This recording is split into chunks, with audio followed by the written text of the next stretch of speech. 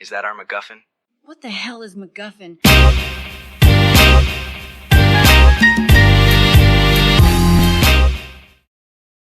Like a literary tool, I think? Okay, so this is the key card we need to operate the elevators. Right. Our MacGuffin. Ichi is not in the mood for this bullshit right now. I'm very close to leaving you here, Hiromaki. I can make my way out by myself just fine. Do you know that? Hey, that wasn't part of the deal. Neither were your attempts at comic relief. Okay, so where are we heading to next? They share an awkward silence. What happened down there? She remains silent. Are you okay? Her fists ball up. She turns away from Hiro, letting out the loudest silent scream he has ever heard. Idea time, Hiro thinks to himself. Get your shit. We can't stay here. They walk out to the temple. Remember how I asked about trash chutes and you said there were none, but there was a dumbwaiter? Is that the same case as when I asked about the ventilation system? I told you I don't know anything about the vents. Hiro points up to the cathedral ceiling. That's okay. See those ducts up there? They have to start and end somewhere, and there might be a return vent as well. So do you know if there are any, utility rooms or boiler rooms on this floor? There is. I've never been inside it, though. It's locked with a key. She takes a slow, deep breath, regaining her composure. They start walking towards the exit of the temple. We have the key now, Hiro. Okay, so we're going to just waltz onto the elevators? No. Did the guard suddenly switch sides and is going to just look the other way for a minute? I was going to take care of him. We're going to knit him a sweater? No, Hiro. I'm going to kill him. So? And you're going to drag the body to a hiding spot. I'm going to vote that we don't kill somebody. Can we check the utility room first? We're running out of time. They're going to notice soon. Hiro motions for Ichi to lead the way to the utility room. Then let's move it double time. Lead the way.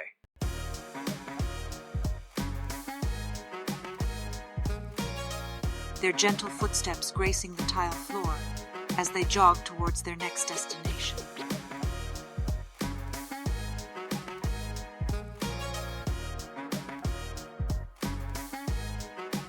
After about 30 seconds, and turning 2 corners, Ichi stops in the middle of a hallway. Here. Give me the key card. Hiro, the key card isn't going to open that kind of door. You need a key, like on a keychain, like what your mama used to jingle in front of your face as a baby when you wouldn't shut the fuck up. Ichi brandishes one of the knitting needles, still colored black from when she heated them up with the blowtorch. Hiro gives the deer in headlights look. Ichi sticks the needle into Hiro's jugular. You seriously need to take it down a notch, okay? Now hand over the card. She does. Hiro removes from the plastic sleeve and hands it back to Ichi. Hiro slips the card between the door and the frame and runs it down to the latch. He jiggles. He wiggles. He pushes. He pulls. And click! The door pops open. He hands the card back to her. Here, keep this in a safe spot. They both enter the room and shut the door behind them. The room is pitch black. Help me find the switch, please. It smells of musty wood and mold. Hiro fumbles around, knocking into stuff and generally being anti-productive and borderline destructive. A rattle and a click is heard. A single iridescent light struggles to illuminate the darkness of the utility room. It was a pull chain. Hiro hurriedly makes his way to the dark far side of the room. He points to a series of pipes and panels. Come here. Look at this. Okay, I'm looking. This duct goes up. It probably goes to the roof. Have you ever been on the roof? No, Hiro. I don't even know how to get there. But if I had to guess, that would just end up as a dead end for us. Dead end, huh? Well, there's this one, too. It leads down. He starts shaking the duct. Dust and dirt fall from the ceiling and rain upon them.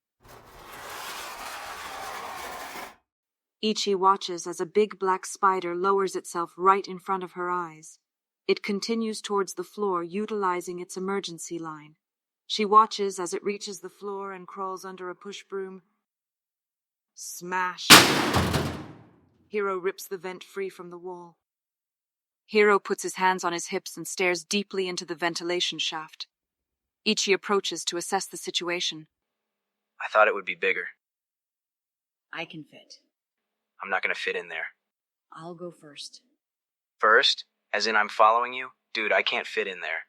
You thought the same thing about the dumbwaiter, didn't you? And I know you fit in that thing. It's dark, Ichi. I can see that, Hiro. She looks around the area, biting her lip. She again pulls the bottle from her bag, downs a mouthful, and hands it to Hiro. Before I forget, drink. So, we haven't even determined if I need to be inebriated, right? How about I pass on this one? She hits him in the chest with the bottle. If something happens to you, it's likely to get me killed. So, He takes a small sip and hands it back to her. you ready to hide a dead body? I'm ready to try going up to the roof and seeing if there's a way out. You're not afraid of climbing down 4 stories, are you? Ichi picks a small screw up off the floor and walks back to the vent. She drops it in.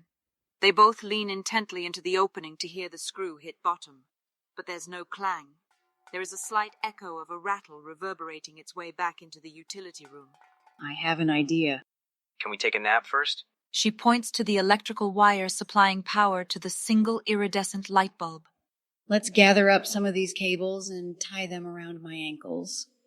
You can lower me down, and when I get to the bottom, we'll know how far down it is, and I'll know if it looks like we can continue further.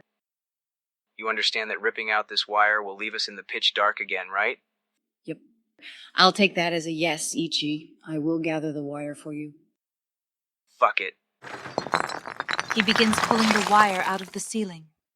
By the time he's finished, he has about 25 feet of cable, a black room, and a cable stuck in the wall. Looks like you found your calling, Hiro. He takes his hammer and begins bashing the cord with the claw side of it. He manages to break through it with a bzap. A loud pop is heard and the room momentarily lights up from as Hiro electrocutes himself. He's knocked back and falls on his ass. She crawls along the floor looking for the cable, loops it around her ankles several times and ties it off. This is a really bad idea. Yep. I'm going to slide in, Hiro. Make sure you've got a good grip on this thing. I will. When I get to the bottom, I'll look around and try to see if there's an exit. Hmm? Hiro, do not let the cable slide into the vent. I won't be able to get it back to you. Okay. If there's an exit, lower our stuff down on the cable. Don't drop my bag. It's got fragile stuff in it. Okay, Ichi. Well, it's now or never. She slides herself headfirst into the narrow duct. Holy shit, this probably is too small for Hiro. She can hear his grunts and the rubbing sound of the cable on the metallic edge of the duct.